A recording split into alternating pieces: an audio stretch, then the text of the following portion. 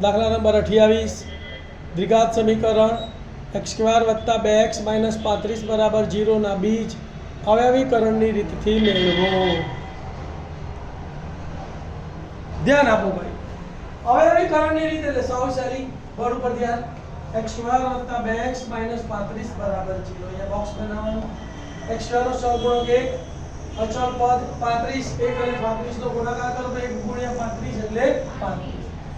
આ 35 ના એવા બે ભાગ પાડો કે સરવાળો બાદબાકી કેટલા આવે? 2 તો 7 પંચા 7 માંથી 5 જાય તો 2 આવી ગયા, તો અહીંયા લખવાના 7, અહીંયા લખવાના 5।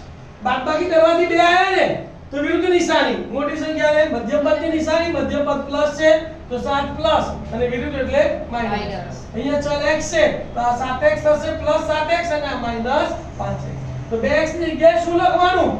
પ્લસ 7x માઈનસ 5x, તો માટે શું થશે બોલો?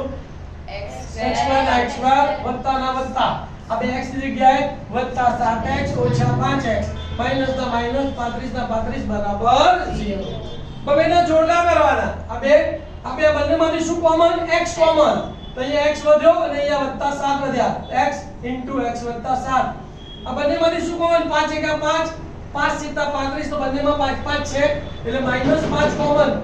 માઈનસ કોમન કાઢી એટલે અંદરની નિશાની બદલાઈ જશે, તો અહીંયા વધશે x માઈનસ અને પ્લસ અને 5 * 35 એટલે 7, x + 7 બરાબર 0।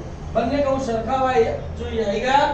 x + 7 કોમન, તો અહીંયા વધ્યો x, અહીંયા વધ્યો -5, તો બીજા કૌંસમાં x - 5 બરાબર 0।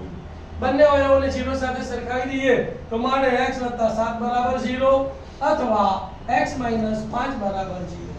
પ્લસ 7 સામે ગયા તો માઈનસ 0 - 7 એટલે -7, માટે x બરાબર -7 અથવા -5 સામે જાય તો પ્લસ 0 + 5 એટલે 5, તો માટે x બરાબર 5।